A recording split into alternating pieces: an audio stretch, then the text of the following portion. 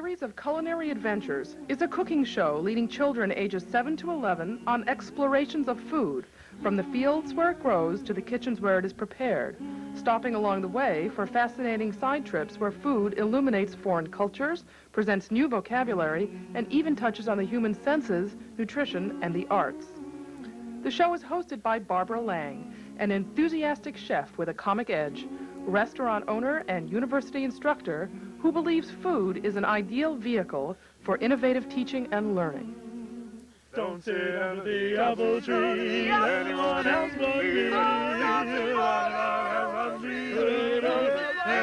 else but me.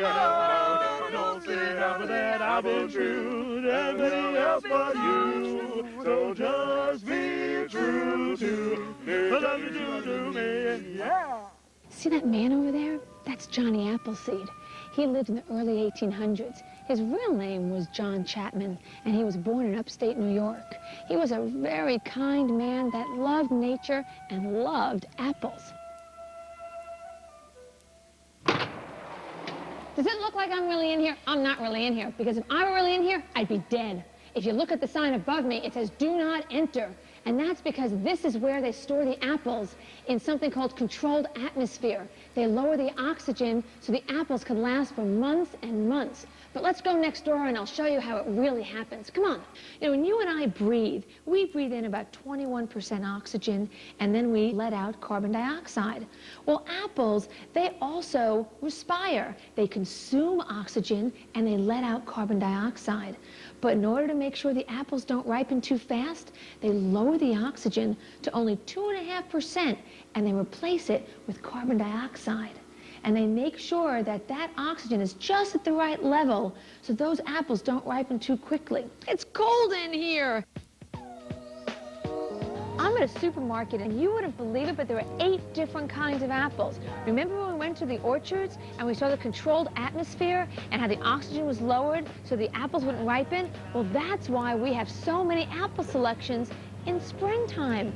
Do you realize that every year 112 billion bushels of apples are produced around the world? That's a lot of apples.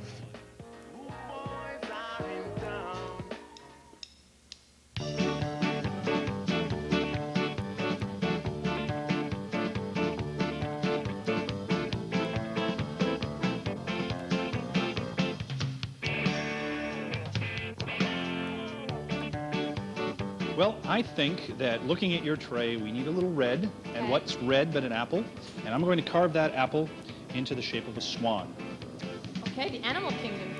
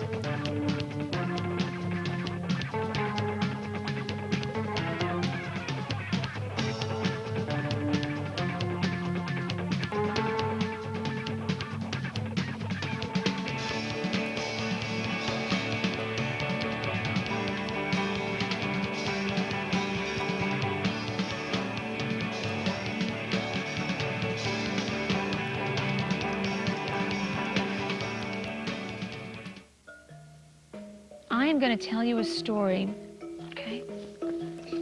It's a very cool story.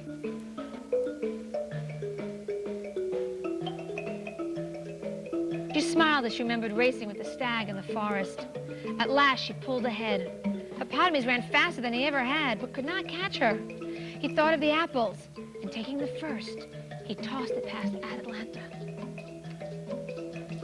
The sparkling fruit immediately caught her eye, and struck by its beauty, she bent to pick it up. Seizing the opportunity, Hippopotamus dashed by her, but Atalanta quickened her pace and regained the lead. Again, Hippopotamus threw an apple, this time farther off the course.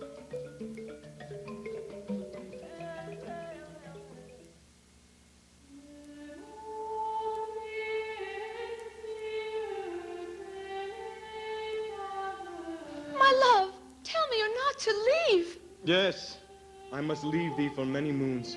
Dost thou have some token, some remembrance of thy beauty, of thy scent? I think I do. An apple, my darling. It's been in mine armpit for many a day. Thy token is warm and moist and scented. I shall remember thee always. Farewell, my love. Our sense of smell is incredibly strong that when you smell something, you will often then get a memory of an incident that happened long ago. Well, that would happen when the apple would be placed in the woman's armpit and her sweat would be absorbed in the apple. So when a man would then smell the apple, he would then get that strong memory of that woman. It's amazing what an apple can do. Don't sit under the apple tree with anyone else but me. Anyone else but me.